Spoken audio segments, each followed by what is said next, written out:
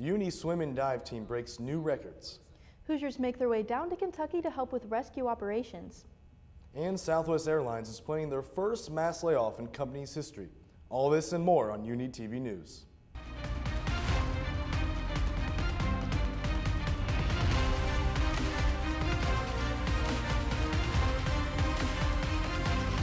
UINDY TV News starts now. Good evening, I'm Nate Long. And I'm Ashley Ellison. Tonight we start with a recent email that was sent by UINDY President Tanuja Singh. It was announced tuition rates for the 2025-2026 academic year are going up by 3% for full-time students. This markup makes the cost $36,504 annually. It was stated in the email that the increase will support students' education by improving technology capabilities, enhancing academic programs, and increasing funds for student activities. It will also expand student health care and counseling services, address mechanical and HVAC costs, all while updating residence halls and university buildings.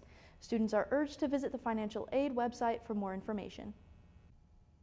UINDY's president wrote a piece this Valentine's Day on UINDY 360, identifying a need for talented college graduates who have the skills needed for today's world. A 1999 study by the Indiana Fiscal Policy Institute found Indiana retained its graduates almost 30% below the national average. According to Singh, this brain drain is still a problem, with Indiana being considered a net exporter of college graduates, the 11th worst state in the nation. Singh urged state lawmakers to recognize the importance of all 29 independent colleges of Indiana, requesting that they be part of the conversation around talent development in Indiana. UIndy's theater department is transforming their studio into a cafe theater this upcoming weekend. The Cabaret is an artist showcase to show off all the talented people across the university.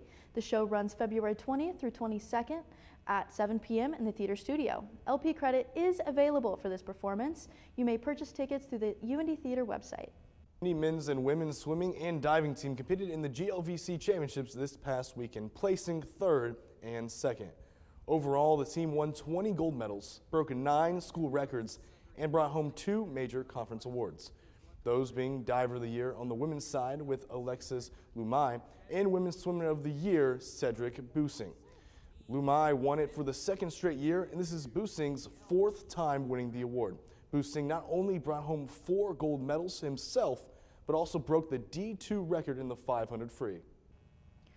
The Indy Summer Learning Labs is seeking educators to help bridge gaps for students this summer. Now it's in its 5th year, ISLL provides academic support to thousands of Indianapolis students, helping them build confidence for the school year ahead. The Director of School Support, Jasmine Sanders, said, with the growing need for high-quality summer programs, ISLL offers students a chance to stay on track. Teachers can earn $50 an hour while enjoying a flexible 4-week program in June and July. Licensed educators, including retirees and new graduates, are encouraged to apply. For more information, visit the link on your screen. We'll be right back with meteorologist Jake Helton in your freezing forecast on UINDY TV News. National, local, campus. Headlines you won't find anywhere else. From the White House to your community, we've got you covered. Stay informed and stay connected. Don't miss out on the stories shaping our world.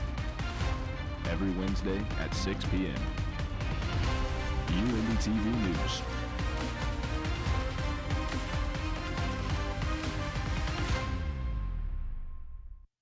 A freezing forecast indeed, guys. As we look right now, we're sitting at about 21 degrees, but as soon as that sun goes down, that's when we're going to start seeing the snow. We're going to dip down into the lower teens, but as you look into next morning, or tomorrow morning, I should say, we are going to get right around that 12 degrees. It's 4 a.m. That's about when the snow's going to stop. We're going to dry up just a little bit before tomorrow morning, but when you wake up, there's going to be a little bit more wind, and there's going to be a little bit more snow on the ground than you might have expected. They're saying about an inch of snow will stay on the ground tonight, but when you wake up, don't be surprised if it is in the single digits. The wind chill projected to be a -3, so very chilly. Don't want to forget your jacket, guys.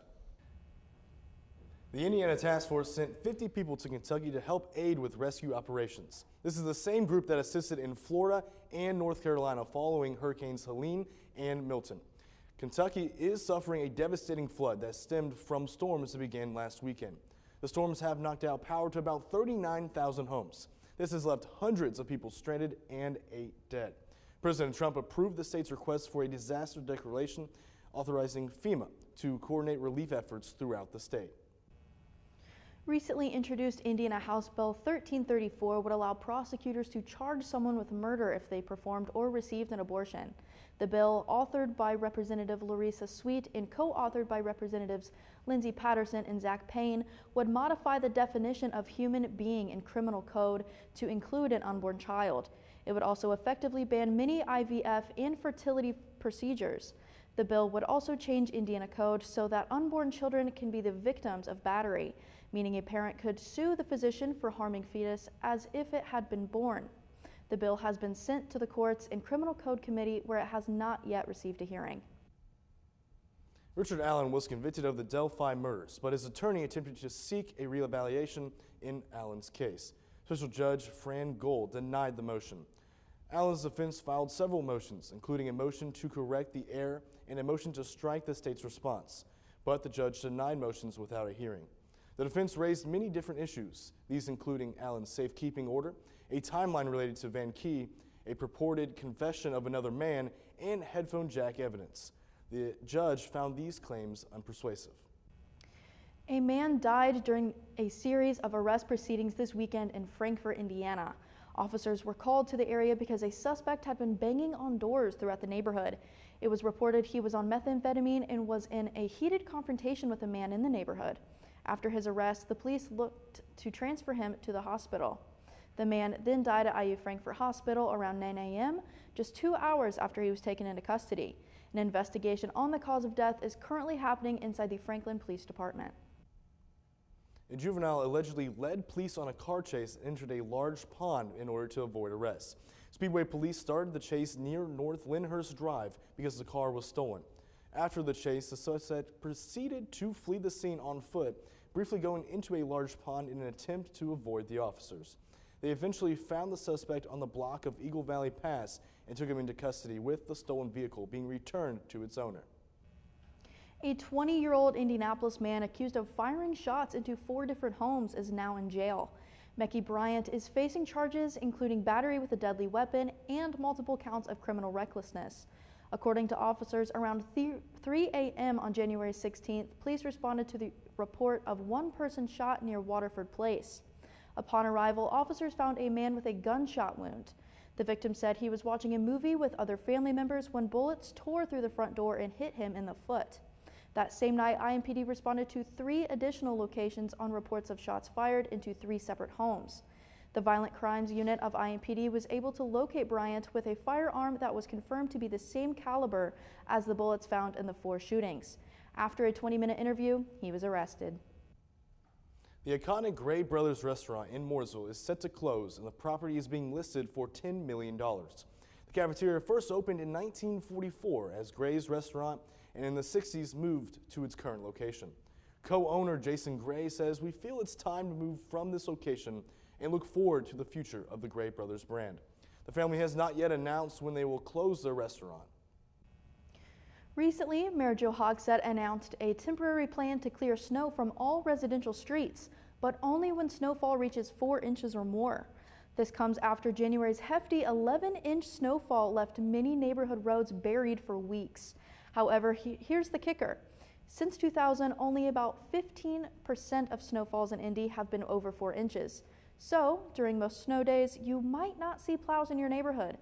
City-County Councilor Joshua Bain isn't thrilled with the 4-inch rule. He argues leaving snowy streets unattended, especially in freezing cold temperatures, isn't helpful. Bain suggests lowering the threshold to 2.5 inches. As winter continues, residents are eager to see how this plan plays out and hope for clear roads ahead. And hopefully there are clearer roads ahead, but before I get my hopes up, let's see what Jake has to say about the rest of the week. Oh, Nate, I have some very good news for you because we're going to be seeing a lot more sun and a lot less wind, which is really good for, well, just being outside because you don't have to deal with that wind chill, that harsh feeling whenever you walk outside, the cold just smacking you in the face. But as we look towards the rest of the week, we are going to work our way into the upper or the lower 40s I should say by Sunday. Monday and Tuesday, though, those are the days you're going to want to get outside because it's going to be feeling pretty good. 45, 46 degrees. The sun's going to be out, a couple of clouds maybe, but the weather really going to improve coming up. But this has been your UIndy TV weather update. Good morning, Greyhounds. Your weekly dose of Greyhound entertainment. I think if you watch our team, they have fun. You know, they have fun playing. There's so much that you can do to get the most out of yours. Our alumni care deeply about the success of this university. Come here. Watch Good Morning Greyhounds every Saturday at 9 a.m. Catch us on UIndy TV's YouTube channel and Xfinity channel 1096. On Monday, a Delta Airlines flight from Minnesota flipped over while landing at Toronto Pierson Airport. None of the passengers died, but several were injured. According to the BBC, this is the fourth major flight accident in North America within the last month. There has been a total of 87 aviation accidents since 2025 began. The Transportation Safety Board of Canada is investigating the cause of this crash. Dennis Chi-Young, the top criminal prosecutor in the U.S. Attorney's Office, quit yesterday. She was asked to lead an investigation into Environmental Protection Agency funding decision during Biden's administration. They then wanted her to freeze the funding. Deputy Attorney General Ed Martin says that refusing a basic request to pause an investigation is not an act of heroism, just a failure to follow chain of command. Chi-Young sent an office-wide farewell message yesterday morning, but did not explain her reason for leaving. The Trump administration terminated hundreds of employees at the CDC. Among them were 24 workers who made up the Laboratory Leadership Services, who are responsible for training public health laboratory staffers and supporting outbreak response efforts. They fired employees via email, which included poor reasons for the firings. Most of the employees who lost their jobs have excellent performance reviews. A senior official at the CDC said, "We're being cut off at the knees. It's going to cripple public health for decades." The Presidential Management Fellows and the Public Health Association program experienced cuts as well. Southwest Airlines has announced that they will cut 15% of its corporate workforce, which is more than 1,700 people. This is the first mass layoff in the company's history. The cuts are expected to start in April and will even include senior leadership. Southwest says they expect the layoffs will save the company $210 million this year and $300 million next year. The company has undergone some major changes recently, and CEO Jordan describes the layoffs as a very difficult and monumental shift. Thousands of National Park Service workers have been fired, many without warning, as the Trump administration alongside advisor Elon Musk work to shrink federal spending. The layoffs target probationary workers who are newly hired or promoted federal government employees. It's unclear how the layoffs will affect operations at the national parks as they head into their peak seasons. The CIA is flying drones into Mexico to spy on cartels. As of right now, they are unarmed, but they can be equipped with payloads to carry out precision strikes.